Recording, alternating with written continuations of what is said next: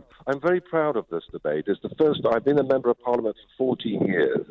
This is probably going to be the most emotional and heartfelt debate that I'm ever going to be talking in.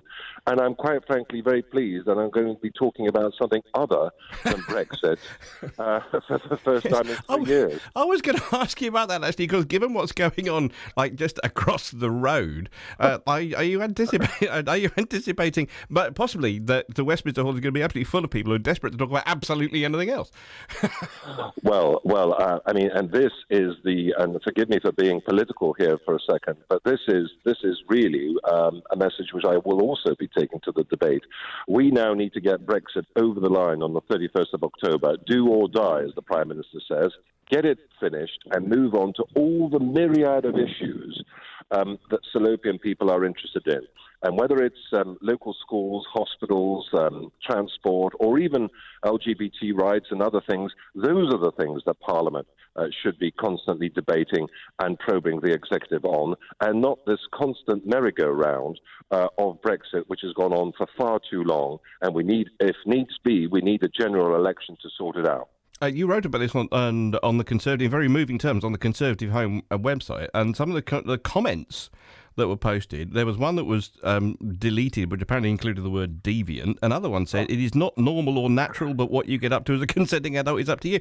It seems that the struggle for acceptance kind of goes on, Daniel. Oh, and I took my beloved mother on holiday to Poland this year with my partner, and she gave me her experience of the general election. She always comes up to Shrewsbury to leaflet and canvass for me when we have general elections.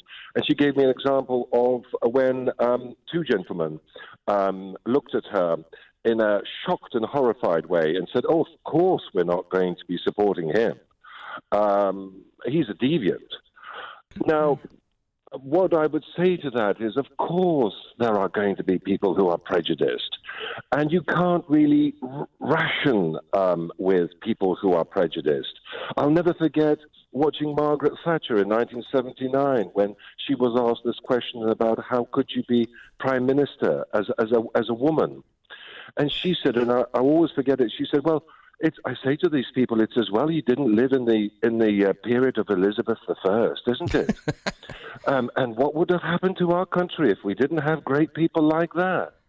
And she fought against prejudice because in 1979 there were people who believed that women were incapable of running the country. Can you imagine that? Can you imagine now, today, people saying, no, you can't be Prime Minister because you're a woman? So people like Margaret Thatcher fought against prejudice. And I am fighting against prejudice today in a very different way, because, of course, you can't compare being gay to being the first female prime minister. But, of course, people who are, face prejudice, they can do one of two things. They can be quiet and shut up and hide behind the rocks and under the stones, or they can be proud. They can be proud of who they are. And how do you feel now that you are being out and proud of who you are, Daniel? Delighted. And for the first time in my life, confident. Daniel Kawczynski MP, thank you so much for sharing all that with us this morning. I really appreciate your time.